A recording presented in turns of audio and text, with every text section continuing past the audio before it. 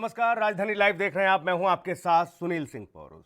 राजधानी लाइव में आज हम बात करेंगे देश की उन शहरों की, जी हां, जो कि राज्यों की राजधानी भी हैं, साथ ही देश की आर्थिक राजधानी मुंबई, चंडीगढ़, लखनऊ, देहरादून, इंदौर और दिल्ली की चर्चा करेंगे। विस्तार से चर्चा करने से पहले आपको 6 तस्वीरें दिखाते हैं। जी हां, पहली तस्वीर मुंबई से है, जहां पर सुशांत केस में आज एनसीबी के सामने रिया पेश होंगी। ड्रग कनेक्शन में अब तक 8 लोगों की गिरफ्तारी हो चुकी है। दूसरी तस्वीर चंडीगढ़ से है, जहां पर पंजाब में विपक्षी पार्टियां अब स्वास्थ्य सेवाओं को लेकर कैप्टन सरकार को घेरती नजर आ रही हैं। शिरोमणि अकाली दल के नेता स्वास्थ्य मंत्री को बर्खास्त करने की मांग कर रहे हैं। तीसरी तस्वीर लखनऊ से, जहां पर कांग्रेस ने रोजगार की मांग को लेकर ताली और थाली बजाई है। तो वहीं चौथी तस्वीर देहरादून से, कोरोना के आंकड़े लगातार बढ़ते जा रहे हैं, सरकारी विभागों में भी कोरोना का कहर जारी है। पांचवी तस्वीर इंदौर से है, जहां पर अनलॉक होते ही प्रशासन और स्वास्थ्य विभाग सक्रिय लोगों को जागरूक करने में लगा है। जी हां, और आखिरी तस्वीर दिल्ली, जहां पर अंतिम खबर ये कि भारतीय रेलवे ने 12 सितंबर से 80 नई स्पेशल ट्रेनें चलाने का ऐलान किया है।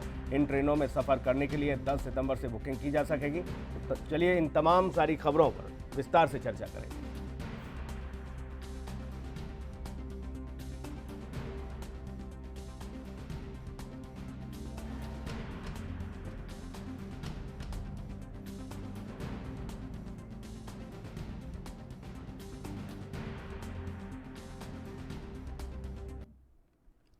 जी हाँ, तो पंजाब में विपक्षी पार्टियां अब स्वास्थ्य सेवाओं के मसले पर कैप्टन सरकार को घेरती नजर आ रही हैं। पंजाब में लगातार बढ़ रहे कोरोना पॉजिटिव मामलों और मौतों के आंकड़ों को लेकर शिरोमणि अकाली दल के नेता स्वास्थ्य मंत्री को बर्खास्त करने की मांग कर रहे हैं। शिरोमणि अकाली दल के यूथ विंग ने शनिवार को कैप्टन सरकार से अपने स्वास्थ्य सलाहकार द्वारा कोविड-19 महामारी को गलत तरीके से संभालने के लिए स्पष्ट रूप से स्वास्थ्य मंत्री बलबीर सिंह सिद्धू को बर्खास्त करने की मांग की है। इतना ही नहीं, यूथ विंग ने मुख्यमंत्री कैप्टन अमरिंदर सिंह से भी आग्रह किया है कि वह अपने फार्म हाउस के बाहर आएं और स्वास्थ्य सेवाओं में लोगों का विश्वास बहाल करने के लिए तत्काल कदम उठाएं। एक डिजिटल प्रेस कॉन्फ्रेंस को संबोधित करते हुए यूथ अकाली दल के अध्यक्ष परमबंस सिंह रोमाणा ने यह भी घोषणा की है कि पार्टी प्लाज्मा दान को प्रोत्साहित करने के उद्देश्य से एक कार्यक्रम शुरू करेगी, जिसमें युवा कार्यकर्ताओं को बुलाया गया है जो कि कोविड महामारी से ठीक हुए हैं। उन्होंने कहा कि यूथ अकाली दल शीघ्र ही हेल्पलाइन नंबर के साथ गंभीर रूप में बीमार कोविड रोगियों की सहायता के लिए आगे आएगा।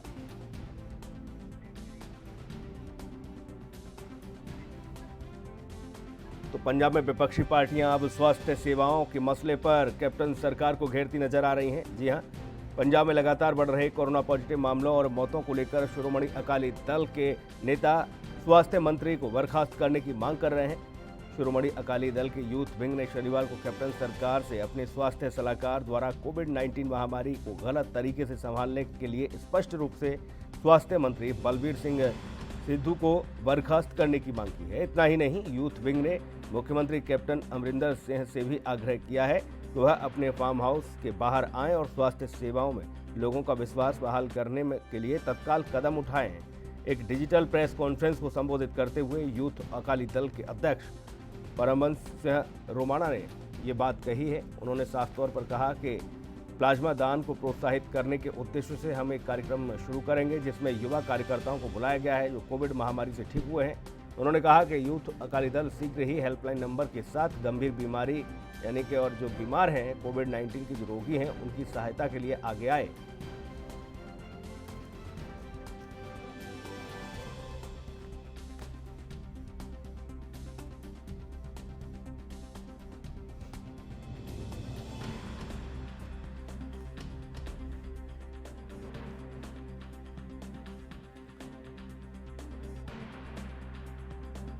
तो पंजाब में विपक्षी पार्टियां अब स्वास्थ्य सेवाओं को लेकर कैप्टन सरकार को घेरती नजर आ रही हैं।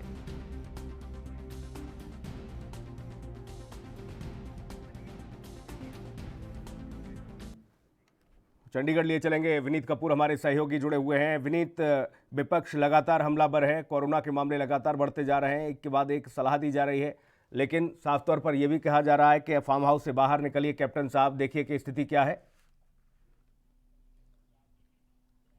बिल्कुल, देखिए सीधे तौर पर अगर विपक्षी पार्टियों की बात करें तो जिस तरह से स्वास्थ्य सेवाओं को लेकर कैप्टन सरकार के ऊपर निशाना साधती हुई विपक्षी पार्टियां नजर आ रही हैं। सीधे तौर पर अगर हम शिरोमणि अकाली दल यूथ विंग की बात करें तो कल चंडीगढ़ में एक वर्चुअल प्रेस कॉन्फ्रेंस के माध्यम से उन्होंने आंकड़े जो है जनता के समक्ष रखे। सीधे तौर पर शिरोमणि अकाली दल के इस यूथ विंग का कहना था कि पंजाब में इस वक्त जो डेथ रेशो है वो पूरे भारत की डेथ रेशो में सबसे ज़्यादा है। इसके अलावा रिकवरी रेट की बात करें तो कोरोना संक्रमितों का रिकवरी रेट जो है वो लगातार पंजाब में गिरता हुआ नजर आ रहा है। इसके लिए उन्होंने सीधे तौर पर पंजाब के स्वास्थ्य मंत्री बलबीर सिंह सिद्धू को जिम्मेदार ठहराया। उन्होंने सीधे तौर पर कहा है कि बलबीर सिंह सिद्धू की बात करें चाहे मुख्यमंत्री कैप्टन अमरिंदर सिंह की बात करें, दोनों ही इस महामारी की गंभीरता को समझते हुए नजर नहीं आ रहे। इसी वजह से लगातार यहाँ पर संक्रमितों की संख्या में भी इजाफा हो रहा है और यहाँ पर डेथ रेशो जो है वो भी बढ़ती हुई नजर आ रही है और ये आलम है कि एक दिन में 100 से ज़्यादा लोगों की मौत होती हुई नजर आ रही है। हालांकि कल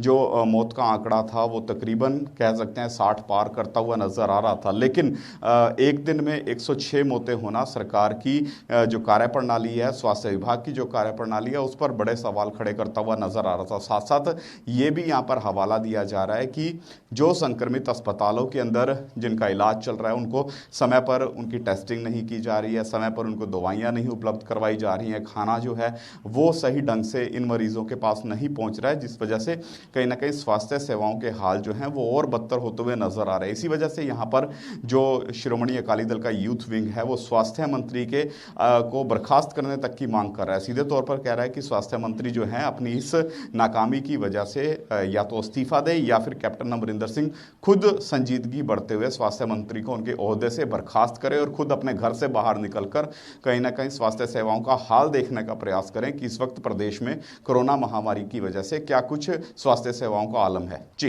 विपक्ष के इस मुखर होने पर सत्ता पक्ष की तरफ से जवाब आया विनीत?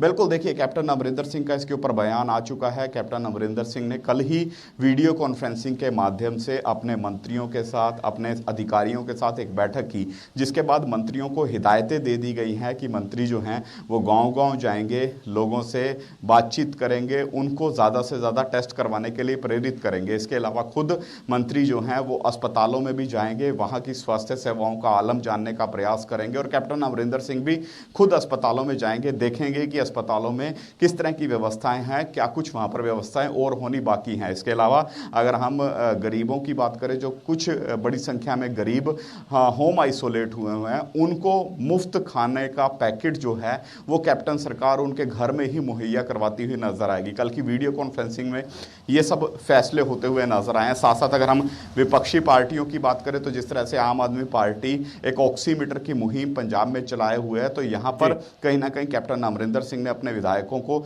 यह भी स्पष्ट कर दिया है कि इन विरोधियों को गांव में जाकर ही जवाब देना बेहतर होगा। तो इनको गांव में जाकर जवाब दें कि ऑक्सीमीटर से कुछ नहीं होगा। लोगों के मनों में डर डालना विपक्षी पार्टियां कम करें और इस महामारी में सरकार के जो प्रयास हैं उनमें सहयोग करती हुई नजर आए। जी विनीत, मुख्यमंत्री गंभीर नजर आ रहे हैं। वो हर एक मसले पर, हर एक मोर्चे पर जो है लगातार, चाहे अपने मंत्रिमंडल की बात हो या फिर अधिकारी कर्मचारियों की बात हो, सभी को हिदायत दे रहे हैं कि ज़्यादा से ज़्यादा व्यवस्थाओं को दुरुस्त किया जाए ताकि इन आंकड़ों को रोका जाए। लेकिन क्या ब्यूरोक्रेसी इतनी लापरवाह हो गई है कि पंजाब में ये कहा जाता था कि उड़ता पंजाब, जिस तरीके से नशे की गिरफ्त में युवा जा रहे थे, आज तो उड़ता हुआ कोरोना नज़र आ रहा है। हर जगह, गाँव देहात से लेकर हर जगह कोरोना पैर पसारता जा रहा है और ब्यूरोक्रेसी है कि सिर्फ और सिर्फ खाना पूर्ति कर रही है। देखो, ब्यूरोक्रेसी की बात नहीं है। अगर हम बात ओवरऑल इस वक्त सिचुएशन की बात करें तो जिस तरह से पंजाब, जो कि ज़्यादातर ग्रामीण क्षेत्रों में बसता है, या फिर हम ओवरऑल पंजाब की बात करें तो भले ही यहाँ पर शुरुआती दौर में ही कर्फ्यू लगा दिया गया था ताकि कोरोना को कंट्रोल किया जाए, लेकिन उसके बाद जिस तरह से अनलॉकडाउन की अलग अलग गाइडलाइंस आई, इन गाइडलाइंस के माध्यम से लोगों को राहत देने का काम शुरू हुआ। तो जब ये राहत सरकार देती हुई नजर आई तो उसके बाद कहीं ना कहीं इन राहतों की अवहेलना भी बड़े लेवल पर होती हुई नजर आई। कई जगह अभी भी ऐसी हैं जहाँ पर लगातार सोशल डिस्टेंसिंग की अवहेलना होती हुई नजर आ रही है। दुकानों की बात करें, वहां पर भीड़ इकट्ठी होती हुई नजर आती है। इसके अलावा अगर हम रेस्टोरेंट की बात करें, वहां भी यही आलम देखने को मिलता है। तो ऐसे में सोशल डिस्टेंसिंग की भी बड़े लेवल पर अवहेलना पंजाब में होती हुई नजर आ रही है। कर्फ्यू जो लगाए गए हैं उनका भी सही ढंग से पालन होता हुआ नजर नहीं आ रहा। कई जगह पर गैदरिंग भी होती नजर आ रही है। यानी ओवरऑल जितनी सरकार जिम्मेदार है उतनी जनता भी जिम्मेदार होती हुई नजर आ रही है, क्योंकि जनता को खुद समझने की जरूरत है कि कितनी बड़ी महामारी है, और जब तक वो सरकारों को सहयोग नहीं करेंगे, जब तक प्रॉपर एहतियात नहीं बरतेंगे, तब तक वो इस बीमारी से नहीं बच सकते, ना ही अपने परिवारजनों को बचा सकते हैं। तो इसी वजह से कहीं ना कहीं जनता को भी सरकारों की सहयोग करने की जरूरत है। हाँ, सरकारी लेवल पर जो इंतजाम किए हैं अगर उनकी बात करें तो उसमें और ज्यादा कुछ संजीदगी बरतने की विनीत जरूरत है, कहते क्योंकि हैं कि डेथ रेशो भय जिस बिन ढंग प्रीत से न बढ़ती होए, हुई जब नजर तक आ रही डर है, नहीं 1800 दिखाया के जाएगा, आंकड़ा जब हो चुका है। तक प्रशासन डंडा नहीं उठाएगा, तब तक शायद यह लोग इस तरह से नहीं मानेंगे। और यही वजह है कि जागरूकता लोगों में फैलानी होगी और लोगों को इस बात को बखूबी समझाना होगा, फिर चाहे पुलिस को सख्ती क्यों ना बरतनी पड़े, कुछ लोगों पर लाठियां क्यों ना भाजनी पड़े, लेकिन अब सख्ती से पालन कराना होगा, तब कहीं जाकर कोरोना की इस चैन को तोड़ पाएगी सरकार। नहीं तो इस तरीके के जो मामले हैं वो लगातार बढ़ते जाएंगे और सरकार की मुश्किलें भी बढ़ जाएंगी। बहुत शुक्रिया विनीत आपका तमाम महत्वपूर्ण जानकारी के लिए।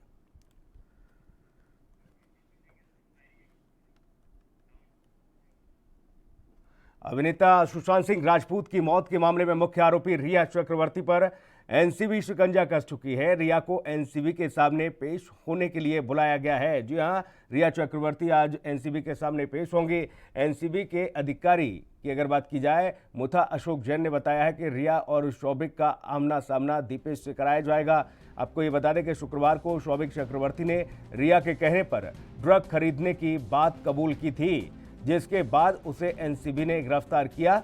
फिलहाल शौविक 4 दिन की रिमांड पर है। बताया जा रहा है कि एनसीबी रिया से ड्रग मामले में भी कड़ी पूछताछ करेगी।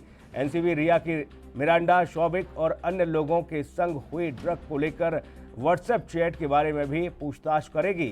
ये भी बताया जा रहा है कि रिया के भाई शौविक के गिरफ्तार होने और उन्हें रिमांड मिलने के बाद से ही कयास तेज हो गए हैं कि रिया की भी गिरफ्तारी रविवार को हो सकती है।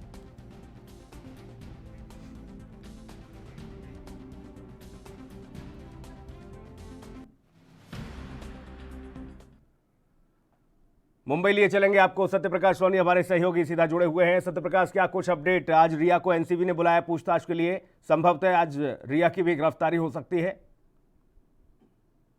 जी सुनील, जाहिर तौर पर जिस तरह से कल पूरे दिन एनसीबी ने तेजी दिखाते हुए उन दोनों को गिरफ्तार किया, उसके बाद से है कल देर शाम जो है दीपेश सावंत जो जिसको गवाह माना जा रहा था उसको भी अरेस्ट किया। ऐसे में जिस तरह से शौविक और शैमुअल मिरांडा की पूछताछ में तमाम जानकारी एनसीबी के हाथ लगी है।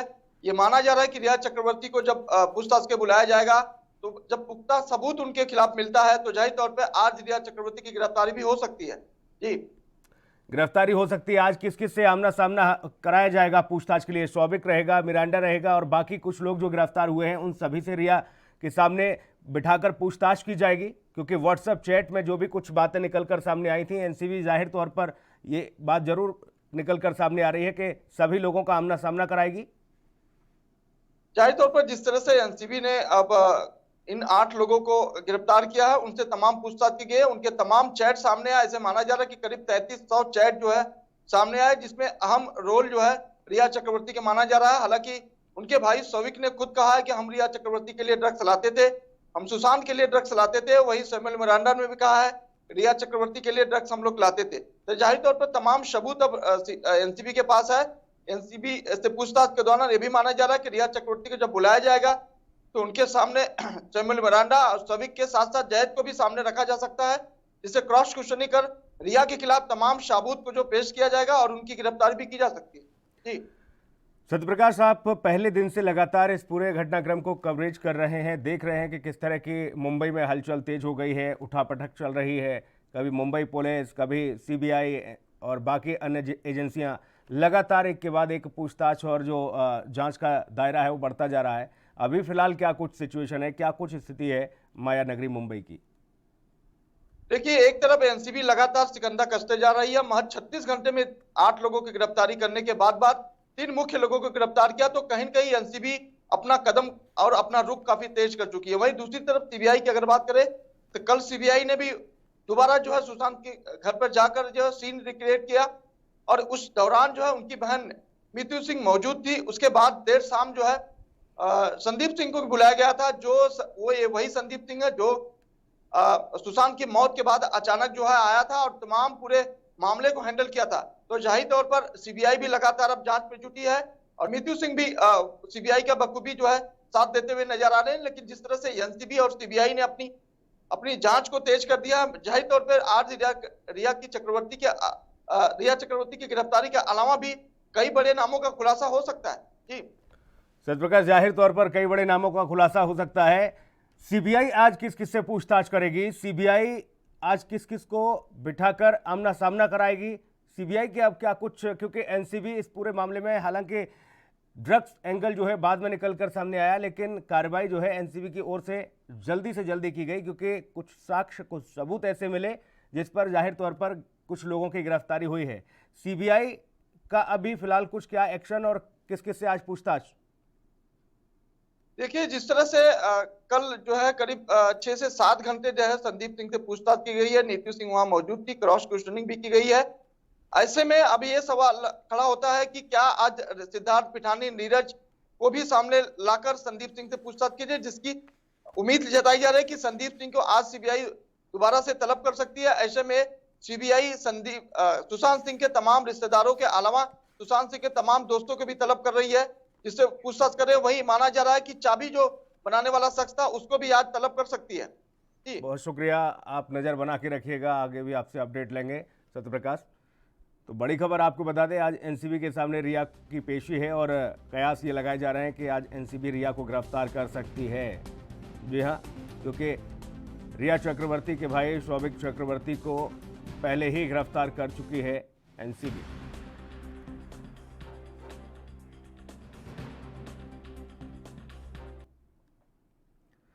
बेरोजगारी के मुद्दे पर कांग्रेसियों ने शनिवार को ताली और थाली बजाकर उत्तर प्रदेश सरकार की नीतियों का विरोध किया। शाम 5 बजे अलग अलग इलाकों में थाली और ताली बजाई गई। इसका आपको बता दें कि कांग्रेस नेतृत्व के आह्वान पर देश भर में बेरोजगारों से ताली थाली बजवाकर सरकार को घेरने की कोशिशें की गई हैं।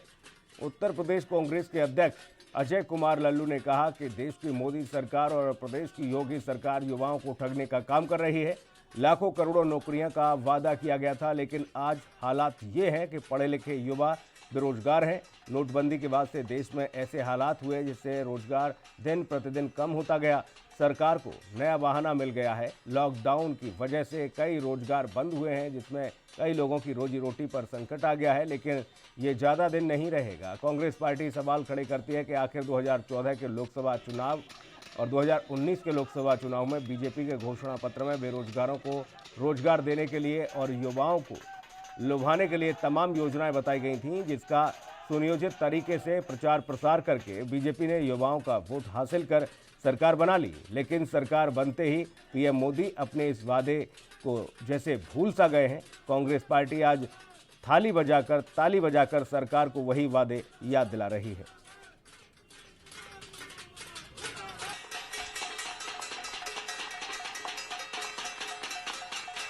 बेरोजगारी के मुद्दे पर कांग्रेसियों ने शनिवार को ताली और थाली बजाकर केंद्र और प्रदेश सरकार को जगाने की कोशिश की है। आपको बता दें, अलग अलग इलाकों में ताली और थाली बजाई गई। कांग्रेस नेतृत्व के आह्वान पर देश भर में बेरोजगारों से थाली और ताली बजवाकर सरकारों को घेरने की कोशिश की है। राज्य सरकारों और केंद्र सरकार को आपको बता दें कि उत्तर प्रदेश कांग्रेस के अध्यक्ष अजय कुमार लल्लू ने कहा है कि देश की मोदी सरकार और प्रदेश की योगी सरकार युवाओं को ठगने का काम कर रही है। लाखों करोड़ों नौकरियों का वादा किया गया था, लेकिन आज नौकरियां नहीं हैं।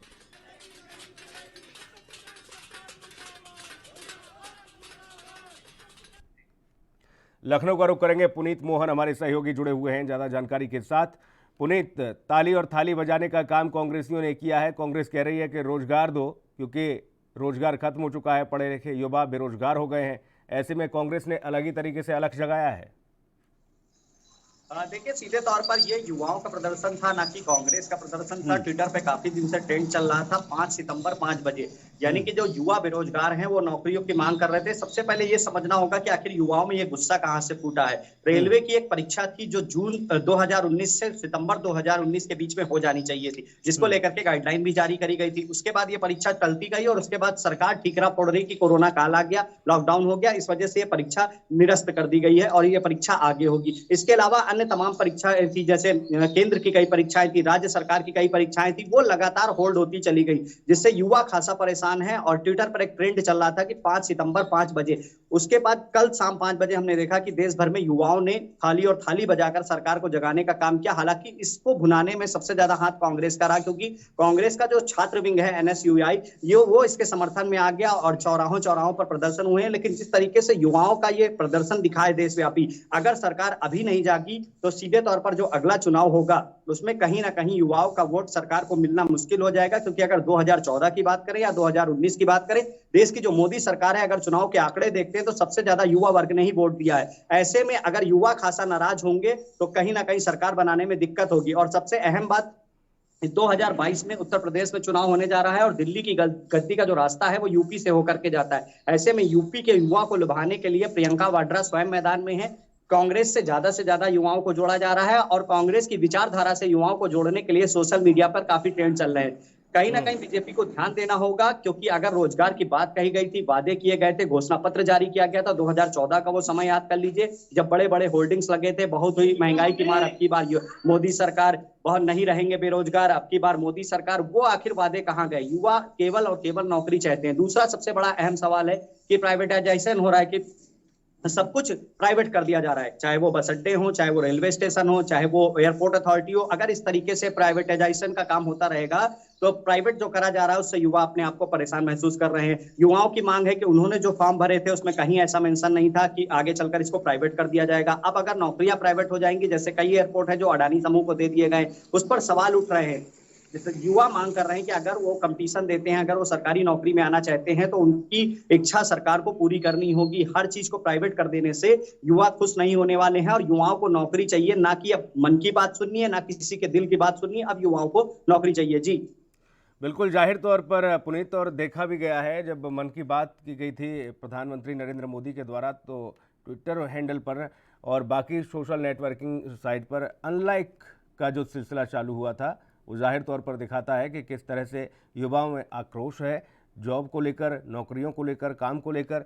लेकिन कांग्रेस जितनी सक्रिय नज़र आ रही है प्रदेश में, बाकी क्षेत्रीय पार्टियां, बहुजन समाज पार्टी एक बड़ा रुतबा रखती है, समाजवादी पार्टी एक बड़ा रुतबा रखती है प्रदेश में पुनीत, ये पार्टियां नज़र नहीं आ रही हैं। चाहे आम आदमी पार्टी संजय सिंह दिख रहे हों मैदान में, या फिर अजय कुमार लल्लू, चाहे वो बेशक हवालात में क्यों ना चले जाएं।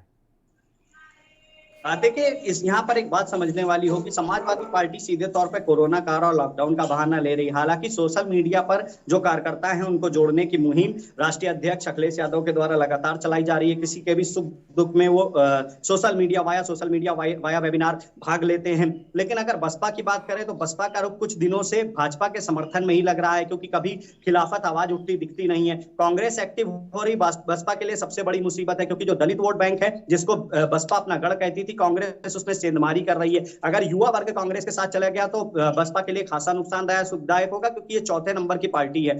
समाजवादी पार्टी का साफ तौर पे अपने आप में विश्वास है और इतनी बड़ी पार्टी कहते हैं कि इतनी बड़ी पार्टी है जिसमें सबसे ज्यादा युवा जुड़े हुए हैं। ऐसे में अखिलेश यादव जमीनी स्तर पर काम ना करके वेबिनार के माध्यम से काम कर रहे हैं, सोशल मीडिया के माध्यम से काम कर रहे हैं। लेकिन अजय कुमार लल्लू जो उत्तर प्रदेश कांग्रेस के प्रदेश अध्यक्ष हैं, वो सोशल मीडिया पर भरोसा नहीं करते हैं। वो जमीनी हकीकत जानने के लिए कहीं ना कहीं जहां पर घटना होती है वहां जरूर जाते हैं। जैसे चाहे हम बात बलिया की कर लें या बात हम अलीगढ़ की कर लें, जहां भी ऐसी घटनाएं हुई हैं अजय कुमार लल्लू जा रहे हैं, रास्ते में उन्हें रोका गया है, गिरफ्तार किए गए, जेल भेजे गए।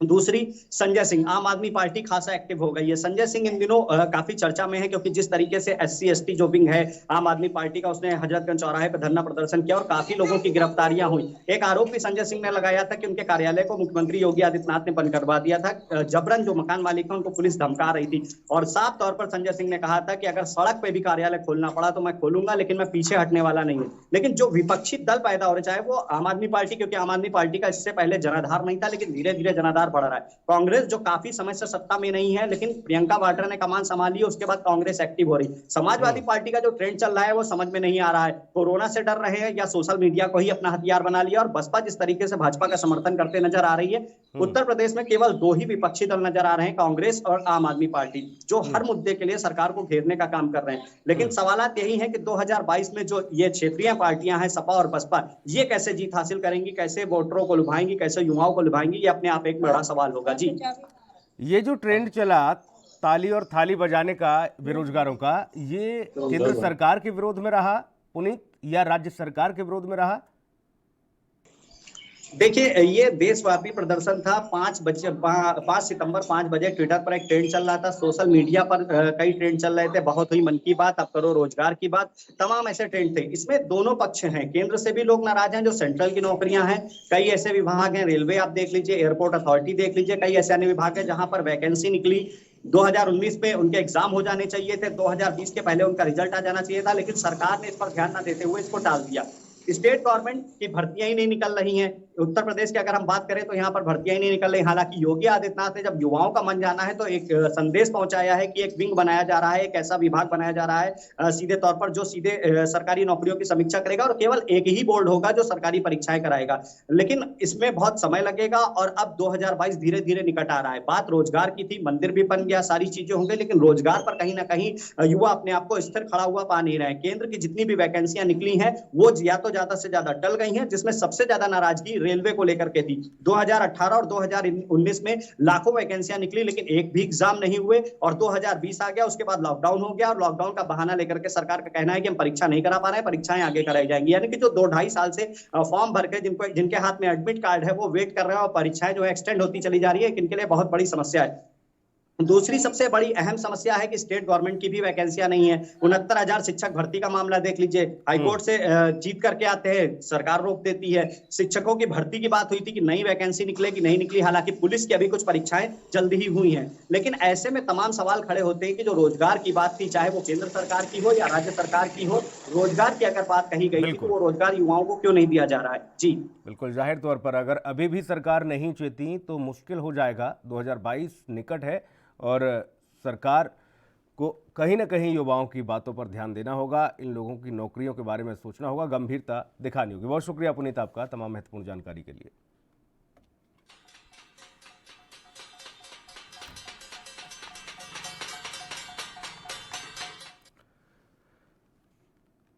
अब वक्त एक छोटे से ब्रेक का है, जल्द लौटेंगे।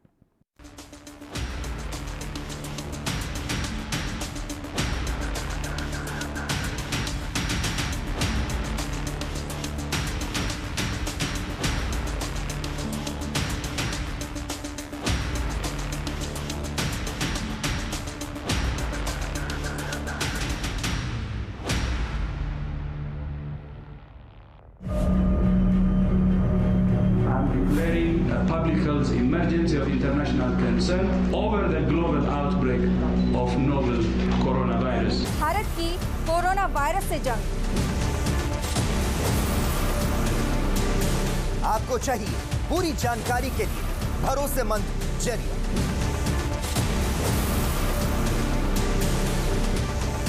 जानकारी जो अफवाहों पर ना हो।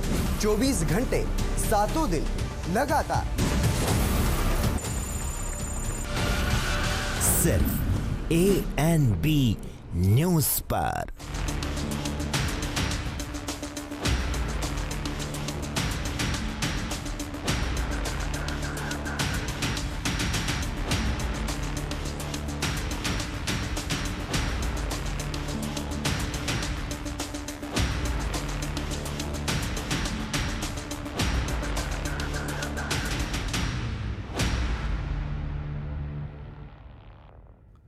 चलिए आगे बढ़ेंगे राजधानी लाइव में। उत्तराखंड के देहरादून में कोरोना मरीजों की संख्या लगातार बढ़ती जा रही है। कलेक्ट्रेट RTO ऑफिस तक में कोरोना संक्रमण मरीज पहुंच चुके हैं। आपको बता दें, एक कर्मचारी के कोरोना पॉजिटिव पाए जाने पर कलेक्ट्रेट देहरादून को 2 दिन के लिए बंद किया गया है। इसके साथ ही देहरादून का रीजनल ट्रांसपोर्ट ऑफिस भी बंद कर दिया गया है। जिलाधिकारी आशीष कुमार श्रीवास्तव ने इस आशय का आदेश दिया कि देहरादून जिलाधिकारी के आदेश में कहा गया कि कोरोना वायरस संक्रमण का राज्य भर में प्रकोप होने के कारण नए संक्रमित व्यक्ति चिन्हित हो रहे हैं और इन दिनों कोविड-19 महामारी का प्रभाव दिन प्रतिदिन बढ़ता जा रहा है। इससे सरकारी ऑफिस में काम करने वाले कर्मचारियों में महामारी फैलने का खतरा बढ़ गया है। आपको बता दें कि आदेश में कहा गया कि शुक्रवार को कलेक्ट्रेट में भी एक कर्मचारी कोरोना पॉजिटिव पाया गया है। कलेक्ट्रेट में बाहरी लोगों की ज्यादा आवाजाही के कारण संक्रमण का खतरा बढ़ सकता है और इसे देखते हुए 6 सितंबर से कलेक्ट्रेट बंद है। साथ ही अगले आदेश तक बाहरी लोगों के आने पर भी रोक लगाई गई है।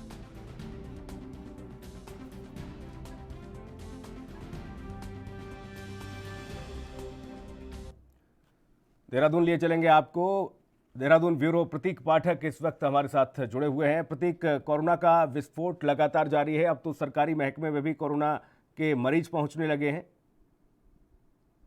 बिल्कुल सुनील, बताना चाहूंगा कोरोना का आंकड़ा लगातार देहरादून के साथ साथ पूरा प्रदेश में फैलता जा रहा है और ये आंकड़ा अब तकरीबन 23,900 का पहुंच चुका है। फिलहाल अगर मैं राजनेताओं की अगर बात करूं तो राजनेताओं के साथ साथ अब सरकारी विभागों में भी कोरोना का आंकड़ा लगातार बढ़ रहा है। ऐसे में चाहे फिर एमडीडीए का ऑफिस हो, चाहे तहसील हो या फिर कलेक्ट्रेट हो, लगातार तमाम ऑफिसों में अब कोरोना की जद में आता जा रहा है और ऐसे में देर शाम से ही सैनिटाइजेशन लगातार सभी विभागों में किया गया और कहा जा सकता है 2 दिन के लिए सभी विभागों के जो अधिकारी हैं साथ साथ उनको क्वारंटाइन किया गया है। साथ ही विभागों को सैनिटाइज करने की आदेश जारी आशीष श्रीवास्तव जो देहरादून के डीएम है उन्होंने किया है और कहा गया है कि सोमवार तक ये सैनिटाइज का काम किया जाएगा। फिलहाल जो आपदा प्रबंधक की जो पेटियां हैं बाहर विभागों में लगा दी गई, जो भी समस्याएं होती हैं वो आम लोगों के लिए खुली हुई है। साथ ही जो विभागों के ईमेल है और ईमेल में लोग जानकारी दे सकते हैं, जो काम जुड़े हुए विभागों से जुड़े हुए काम है उनको दिया जा सकता है। तो तमाम सारी दिक्कतों के साथ अब विभागों में भी अब ये कोरोना का कहर देखने को मिल रहा है। साथ ही साथ जिस तरीके से अगर देखा जाए तो प्रदेश में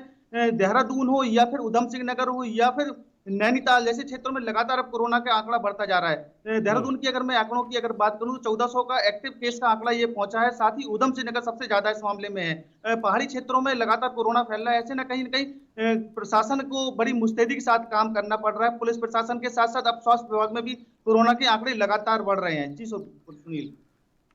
प्रतीक, जाहिर तौर पर चौतरफा मार पड़ती जा रही है प्रदेश की जनता पर। अगर एक तरफ बात की जाए तो लोगों की जान का खतरा, दूसरी तरफ अगर दफ्तर इसी तरह से बंद होते चले गए, अगर हालात ऐसे ही रहे तो हजारों लोगों की जो फाइलें हैं, हजारों लोगों का जो काम है वो प्रभावित होगा, वो कहीं ना कहीं दिक्कतें जरूर सामने आएंगी। ऐसे में क्या कुछ एहतियात के तौर पर कदम उठाए जा रहे हैं? क्या सिर्फ यही एक विकल्प के एक अगर कोई व्यक्ति पॉजिटिव है तो उसके बाद उस दफ्तर को बंद कर दिया जाए, 2 दिन के लिए उसे सैनिटाइज किया जाए, चाहे वो कलेक्ट्री हो या कचहरी हो, तहसील हो, कोई भी दफ्तर हो? बिल्कुल सुनिए, लगातार जो जिस तरीके से कोरोना बढ़ रहे हैं, कल देर शाम जो अधिकारी हैं और जो उनके कर्मचारी है लगातार कोरोना पॉजिटिव पाए गए हैं। ऐसे में 2 दिनों के लिए विभागों का सभी विभाग के ऑफिस हैं जो उनको बंद किया गया है। आरटीओ दफ्तर में लगातार पेंडिंग जो कार्य हैं तो वो लगातार किए जा रहे थे। ऐसे में जो कोरोना पॉजिटिव कर्मचारी निकले तो ऐसे में ऑफिसों को बंद कर दिया गया। आपदा प्रबंधन की जो पत्र पेटी है उनको बाहर लगाया गया है, जिससे कि जो भी समस्याएं लोगों की हैं तो उस पेटी में डाल सकते हैं। फिलहाल ईमेल जो है विभागों के वो ईमेलों को खोला गया है कि जिससे कि जो समस्याएं जो काम है उनको किया जा सके। ऑनलाइन व्यवस्था भी लगातार प्रशासन की तरफ से की गई है, चाहे एमडीडीए विभाग हो चाहे फिर कलेक्ट्रेट हो। तमाम सारी व्यवस्थाएं सरकार की तरफ से और प्रशासन की तरफ से की गई है। लिहाजा पूरी कोताही के साथ अब बरतने के लिए कहा गया। जो विभाग में लापरवाही भी देखने को मिल रही थी, आरटीओ ऑफिस में लगातार जो भीड़ उमड़ रही थी उसमें सोशल डिस्टेंस का जो पालन नहीं हो रहा था। ऐसे में पुलिस प्रशासन वहां पर लगा दिया गया कि सोशल डिस्टेंस का पालन किया जाए। जो विंडोज खोले गए हैं, विंडोज के सामने जो गोले बनाए गए हैं जिससे कि सोशल डिस्टेंस हो सके और सैनिटाइजर का प्रयोग विभाग के बाहर किए गए हैं। तो तमाम सारे एहतियात बरते जा रहे हैं, लेकिन उसके बावजूद भी कोरोना का आंकड़ा लगातार दिन प्रतिदिन बढ़ता जा रहा है। सरकार का भी साफ तौर पर कहना है कि जो आंकड़े जो बढ़ रहे हैं, ऐसे में कोरोना पॉजिटिव की जो रिपोर्ट है वो लगातार बढ़ाई जा रही है। 5,000 से जांच की संख्या 10,000 बढ़ा दी गई, जिसके चलते ये संख्याएं बढ़ रही हैं। लेकिन लापरवाही लोगों में भी देखी जा रही है। चाहे फिर मार्केट की अगर बात की जाए तो मार्केट जो जिस तरीके से टाइमिंग जो खोली गई है उसमें कहीं ना कहीं लोगों की लापरवाही देखी जाती है। मास्क का प्रयोग लोग नहीं करते हुए दिखते हैं। हालांकि बड़ी संख्या में इन पर चालान भी किए जा रहे हैं, लेकिन लोगों की लापरवाही एहतियात के तौर पर पूरे सख्त पालन प्रशासन की तरफ से किए जा रहे हैं। जी प्रतीक, अगर यही स्थिति रही तो आने वाले दिनों में और हालात खराब हो जाएंगे, क्योंकि देखिए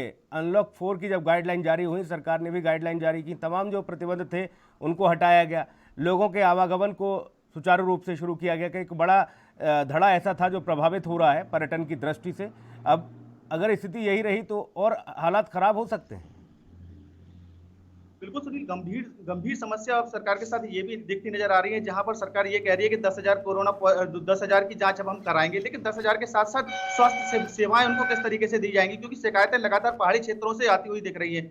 स्वास्थ्य विभाग के जो कर्मचारी हैं वो कहीं ना कहीं कोरोना पॉजिटिव हो रहे हैं। ऐसे में इलाज का कहीं ना कहीं अभाव मरीजों में देखा जा रहा है। कोविड 19 सेंटर है, कोविड 19 सेंटर में जो व्यवस्थाएं होनी चाहिए थी वे फिलहाल अभी व्यवस्थाएं होती नहीं दिख रही है। बड़ी संख्या में कोरोना पॉजिटिव मिल रहे हैं, तो कहीं ना कहीं होम क्वारंटाइन के लिए सरकार ने जो कहा है तो उसमें कहीं ना कहीं लोगों की लापरवाही देखी जा सकती है। जो कोरोना जो अगर प्रतीक, पहाड़ी स्वास्थ्य क्षेत्रों की विभाग अगर का बात जिक्र करें, किया, बहुत संक्षिप्त में जानूंगा, क्योंकि ये बात सोचकर ही कहीं ना कहीं एक माहौल टाइप की स्थिति बनती है कि एक नेगेटिव पुलिसकर्मी जिसको किसी भी तरह की कोई दिक्कत नहीं थी उसे कोरोना मरीजों के बीच में ले जाकर स्वास्थ्य विभाग ने भर्ती कर दिया। ऐसे भी हालात है। ये तो स्वास्थ्य विभाग की स्थिति है। उसे बता दिया कि ये तो कोरोना पॉजिटिव है, जब रिपोर्ट आई तो नेगेटिव, वो वैसे ही परेशान हो गया। वीडियो संदेश जारी करके उसने अपनी जान बचाई बमुश्किल।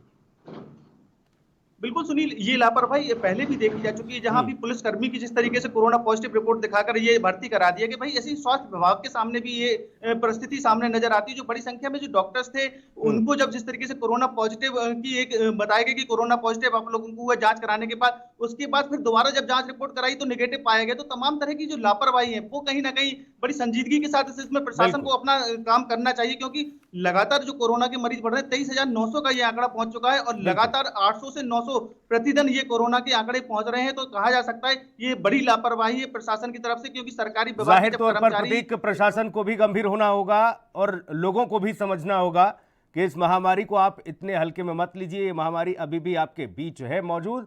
जब तक आप खुद एहतियात नहीं बरतेंगे ये बीमारी आपके घर, परिवार और न जाने कहां कहां तक किस किस को प्रभावित करेगी। बहुत शुक्रिया प्रतीक आपका तमाम महत्वपूर्ण जानकारी के लिए।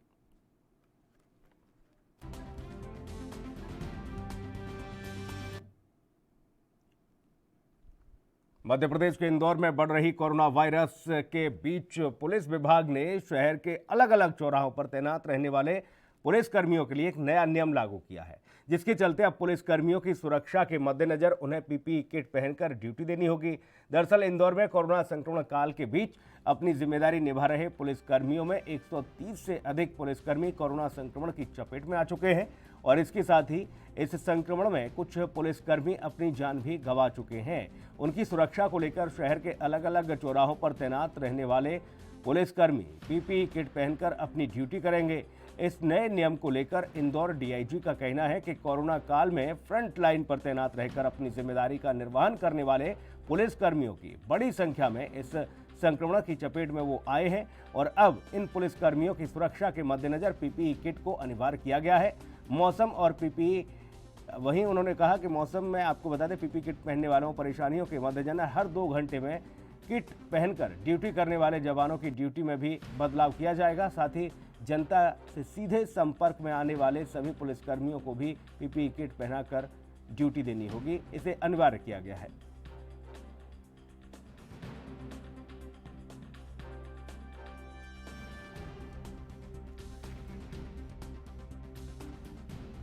तो इंदौर में बढ़ रहा कोरोना वायरस, जी हां, इसको देखते हुए पुलिस विभाग ने शहर में अलग अलग चौराहों पर तैनात रहने वाले पुलिसकर्मियों के लिए नए नियम लागू किए हैं, जिसके चलते अब पुलिसकर्मी उनकी सुरक्षा के मद्देनजर उन्हें पीपीई किट पहनाकर ड्यूटी के लिए भेजा जाएगा।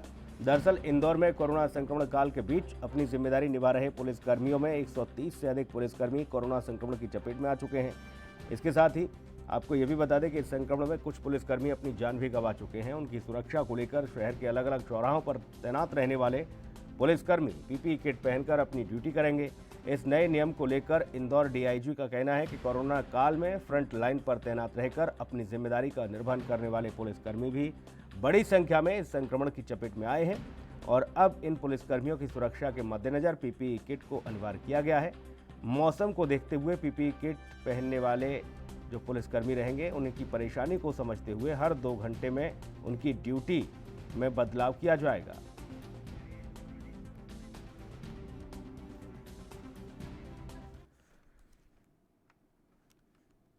और चलिए सीधा लिए चलेंगे आपको इंदौर। गणेश तिवारी हमारे सहयोगी जुड़े हुए हैं। गणेश, पीपीई किट पहनकर ड्यूटी दी जाएगी अब? जी बिल्कुल, मैं बता दूं आपको कि इंदौर या पूरे मध्य प्रदेश में लगातार ऐसा नहीं है कि सिर्फ आम जनता ही कोरोना से प्रभावित हुई है। लगातार स्वास्थ्य विभाग और पुलिसकर्मी भी कोरोना की चपेट में आए हैं। हम इंदौर की ही बात करें तो करीब 130 पुलिसकर्मी अब तक कोरोना की चपेट में आ चुके हैं।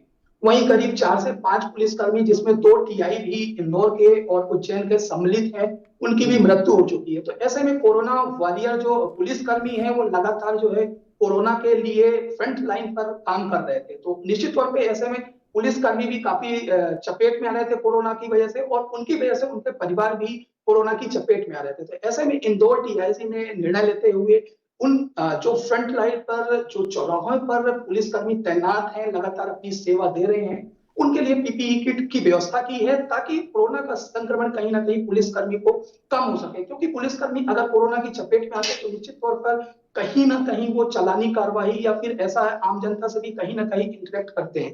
तो ऐसे में पुलिसकर्मी तो कोरोना की चपेट में आते ही हैं, और आम जनता पर भी कहीं ना कहीं कोरोना का खतरा मंडराने लगता है।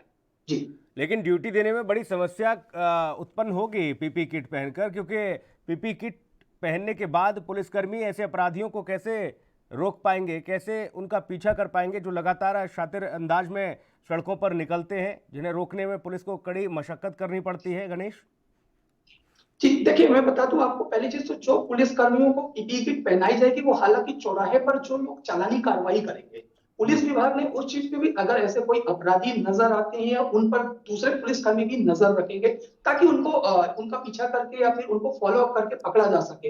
हालांकि जो पीपीई किट पहनाई जा रही पुलिसकर्मियों को, वो मात्र 2 घंटे के लिए ही उनकी ड्यूटी रहेगी।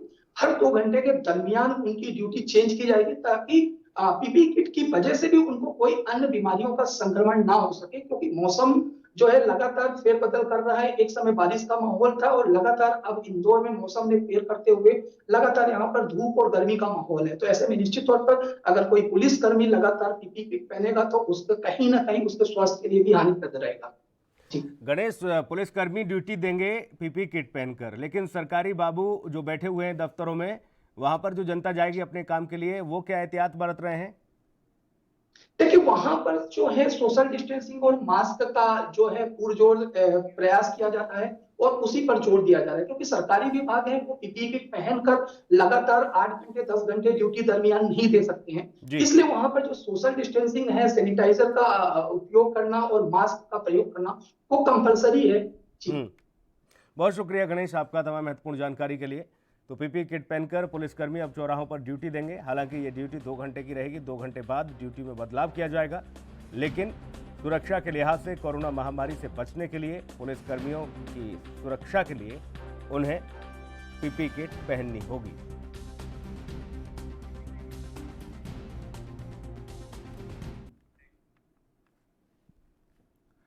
रेलवे ने 12 सितंबर से 80 नई स्पेशल ट्रेनें चलाने का ऐलान किया है, और इसके लिए 10 सितंबर से रिजर्वेशन शुरू होंगे। जी हां, रेलवे बोर्ड के चेयरमैन विनोद कुमार यादव ने शनिवार को ये जानकारी दी है। यादव ने कहा है कि हम लगातार इस बात पर नज़र रखे हुए हैं कि किन ट्रेनों में वेटिंग लिस्ट लंबी है, और जिस भी ट्रेन में ऐसा होगा उसके लिए और ट्रेन चलाई जाएंगी। ये ट्रेन, आपको बता दें, क्लोन ट्रेन एक्चुअल ट्रेन से पहले चलेगी, ताकि ज़्यादातर यात्रियों को जगह मिल सके, और जिन राज्यों में परीक्षाओं या फिर अन्य किसी चीज़ के लिए ट्रेन चलाने की मांग होगी, उसे भी पूरा किया जाएगा।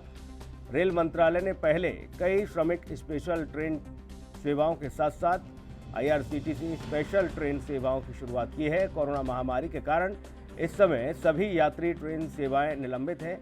अभी आपको बता दें कि देश में करीब 230 स्पेशल ट्रेनें चलाई जा रही हैं। 29 अगस्त को अनलॉक 4 की गाइडलाइन जारी होने के बाद भारतीय रेलवे ने कहा है कि रेलवे आने वाले दिनों में 100 और ट्रेनें चलाने की योजना पर काम कर रहा है। कोरोना वायरस और लॉकडाउन के चलते रेलवे ने 25 मार्च से भी सभी पैसेंजर और मेल के साथ ही एक्सप्रेस ट्रेन सर्विस को रद्द कर दिया था।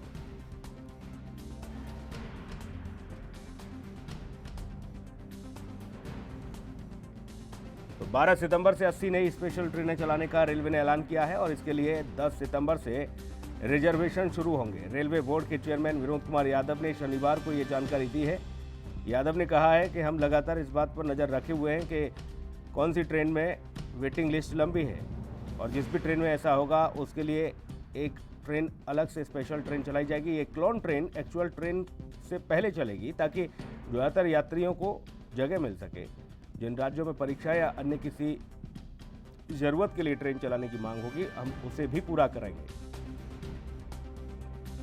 आपको ये बता दें कि रेल मंत्रालय ने पहले कई समय की स्पेशल ट्रेनें चलाकर लोगों को सहूलियत दी है, सेवा दी है।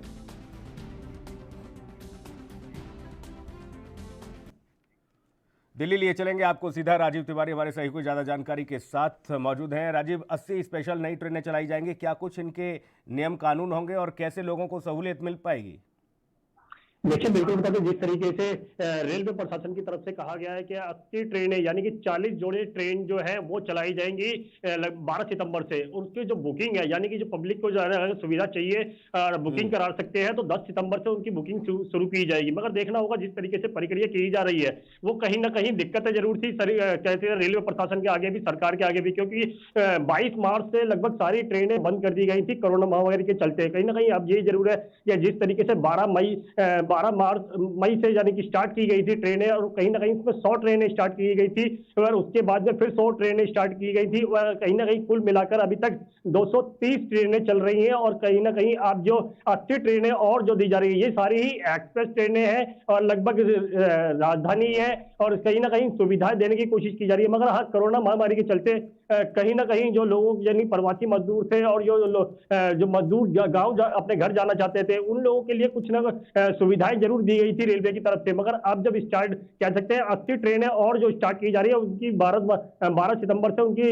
यानी कि बुकिंग जो है 12 मई से यानी कि सितंबर से उनकी जो प्रक्रिया है वो चलाई जाएगी और कहीं ना कहीं 10 सितंबर से उनकी बुकिंग की जाएगी। तो देखना होगा जनता कितनी की सुविधा लेती है और जनता कितना सोशल डिस्टेंसिंग का पालन करते हैं। मगर कहीं ना कहीं रेलवे प्रशासन की बात करें तो रेलवे प्रशासन भी अपनी तरफ से मुस्तैद है और कहीं ना कहीं कोशिश ये की जा रही है लगातार जैसे जैसे राज्यों से जानकारी मिलेगी या फिर सूचनाएं मिलेगी कि उनको सुविधाएं चाहिए रेलवे की, तो कहीं ना कहीं वो सुविधाएं भी दी जाएंगी। मगर देखना होगा समय समय पर रहते हुए, जैसे एक रूटीन चलता है ट्रेन का तो दूसरे रूटीन पे ही उसको रोक कर सैनिटाइजर किया जाता है, फिर दूसरे सर्कल के लिए जो चलाया जाता है। तो कहीं ना कहीं जरूर है हर ट्रेन को सैनिटाइजर किया जा रहा है, यहाँ तक कि प्लेटफॉर्म तक को सैनिटाइजर किया जा रहा है। मगर देखना होगा जिस तरीके से चेयरमैन विनोद कुमार जी ने जिस तरीके से रेलवे की तरफ से कहा कि हाँ हम 80 ट्रेनें चला रहे हैं और 80 ट्रेनें चलाने के साथ साथ और भी राज्यों की जो जानकारी मिलेगी या और राज्यों की तरफ से कहा जाएगा उनको भी सुविधा चाहिए, तो कहीं ना कहीं वो भी कोशिश की जाएगी। मगर ये सारी प्रक्रिया समय रहते की जाएगी और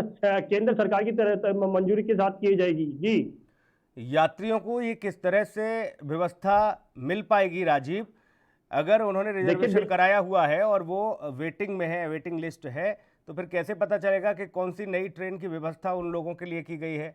कैसे उनको ये इत्तला की जाएगी?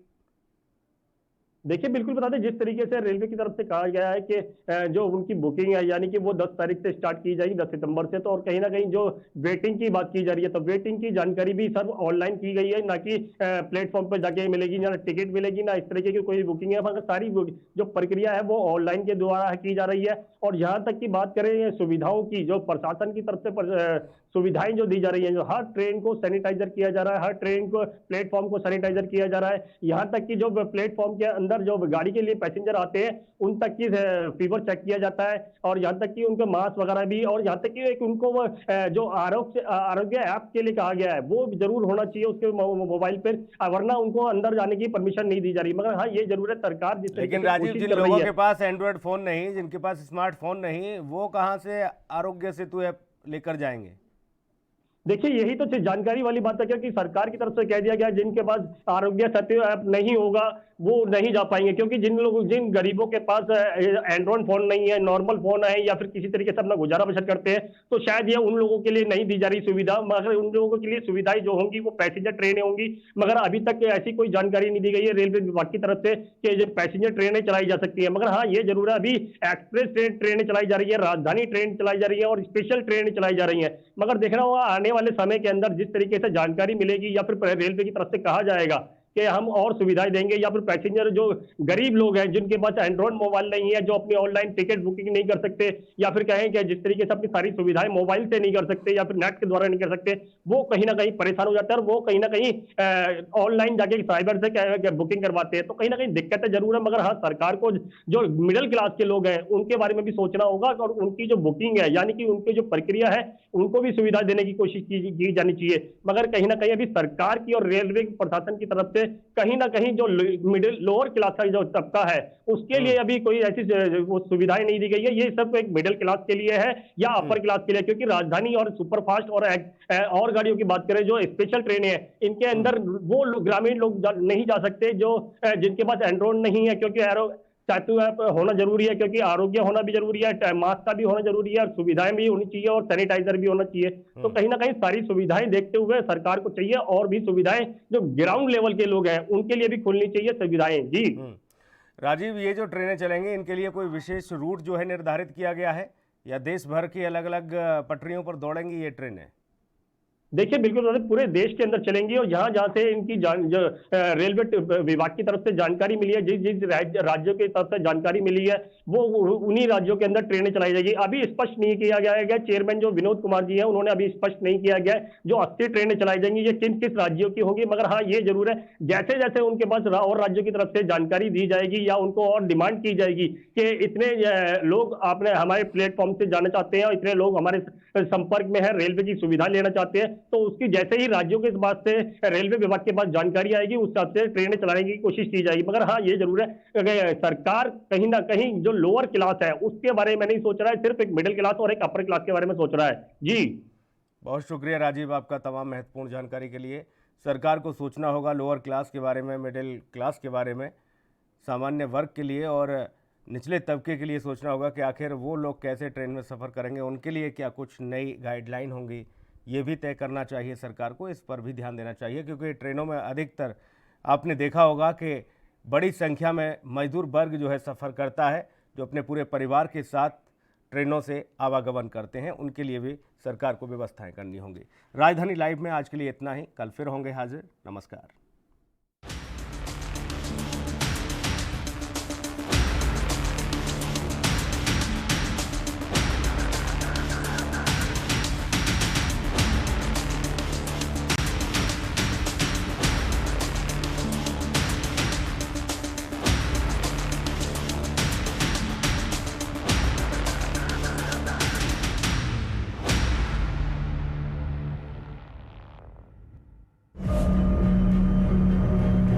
Declaring a public health emergency of international concern.